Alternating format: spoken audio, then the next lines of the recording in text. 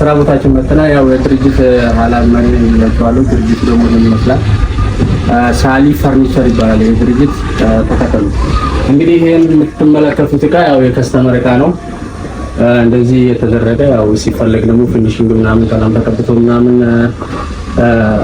ይወጣላችኋል። ወደዚህ አካባቢ ብዙ እቃዎች አሉ። አሰላሙ አለይኩም ቤተሰብ እንዴት ናችሁ? ዛሬ የአሊም ብሎግ ነው የምታዩት። የባል ብሎግ ምንድነው? ይሄ መንጠራራት ነው ምንድነው?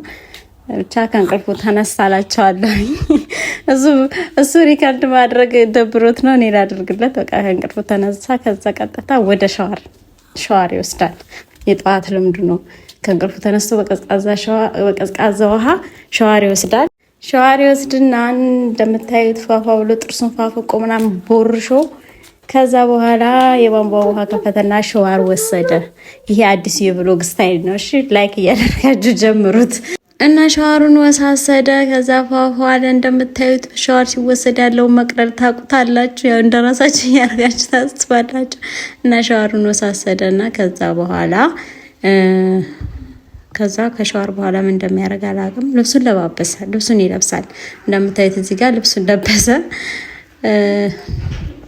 ዛሬ ለመልበስ ያሰበው ሽርጥ ነው። ሽርጥ እንግዲህ ሙቀት ስለሆነኛ አካባቢ በተለይ በጣም ኃይለኛ ሙቀት ነው። ሙቀቱ በጣም እየባሰ ነው፣ ከመገመቱት በላይ ነው ያለው ሙቀትና በጣም ኃይለኛ ሙቀት ስለሆነ ለዚህ ለሙቀት ፍቱን መድኃኒት ደግሞ ሽርጥ ነው። ሽርጥና ሸሚዝ ነው በቃ የሚለበሰው በረሃ አካባቢ እንደዚህ ነው። እና ያ ሙቀት ሀገር ስለሆነ ያለን አሁንማ በረሃ በሉት በቃ በጣም ነው ሙቀቱ የጨመረው። ክረምት ገብቷል፣ ግን ዝናብ እስካሁን ድረስ እየዘነበ አይደለም። ለምንድን ነው ያልዘነበው አላቅም። አላህ ዝናብ ያዝንብልን፣ ቢያንስ አየሩ ቀዝቀዝ ይላል ዝናብ ሲጥል። እና እዚህ ጋር ፏፏለ ለባበሰ፣ ልብሱን ለባበሰና ሱብሂ ሶላት አልሰገደም፣ ወደ ሶላት ገባ። ሶላቱን ሰጋግዶ ደግሞ ሲጨርስ እኔ ሚስቱ ጉድ ብዬ ያበሰልኩትን ምግብ ላይ ወደ ኩሽና መጣ። ከዛ ምንድነው ቁርስ ቶሎ አቅርቢ እንጂ እያለ ነበር እስካሁን ድረስ። እንዴት ቁርስ አልደረሰም እያለ ጓገጭ አለ። ኧረ ደርሷል አብሽር፣ እኔ በጠዋት ነው የሰራው ሲጀመር ምናምን የልጆቹ ምሳቃ ቋጥሬም ብዬ ብዙ ስራ ነው የጨረስኩት እና ምሳ ቁርስህ ደርሶልሃል አልኩት።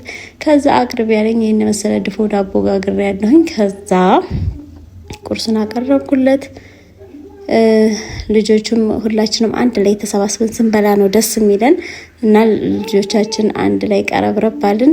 ሻያችንን ቀዳን፣ ቁርሳችንን እንደዚህ ሻዩን ቀዳ። ልጆቹ ሻይ መሐመድ ብዙ ሻይ አይወድም፣ ሻይ አይጠጣም። በነገራችን ላይ ለምን እንደሆነ አላውቅም። እያድ ነው በሻይ በዳቦ የሚወደው። መሐመድ ሻይ በዳቦ አይወድም። እኛ ሻይ ስንጠጣ እሱ ውሃ እየጠጣ ነው የሚበላውና ሻይ ያስጠልቶታል። ለምን እንደሆነ አላውቅም፣ አይፈልግም ሻይ መጠጣትና እዚህ ጋር ቁርሳችንን አጫወት ነው በላ አደረግን ምናልን። ከዛ በስተመጨረሻ ቻርጀር አይቀርም፣ ቻርጀር ይዞ ነው የሚጓዘው። እሱ ቻርጀሩን ይይዛል። እንደምታዩት ከቤት ይወጣል ማለት ነው።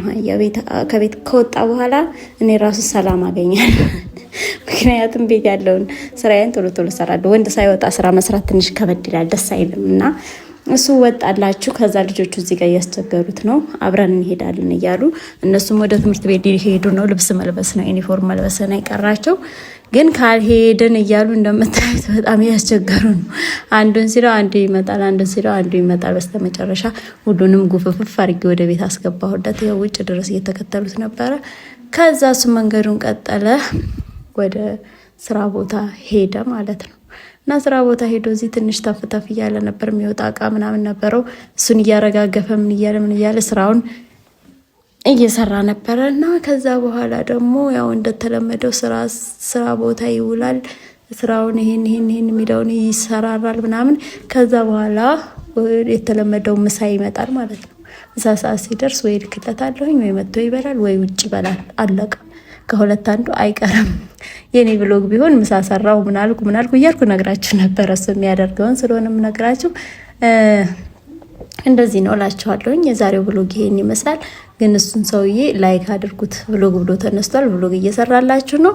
ላይክ አድርጉት። ይሄ የወንድ ውሎ ነው። የወንድ ውሎ ደግሞ ይህን ይመስላል። በሴት ውሎ ደግሞ እንገናኛለን። ዛሬ እኔ ብሎግ አልሰራም፣ እሱ ነው ብሎግ የሚሰራው።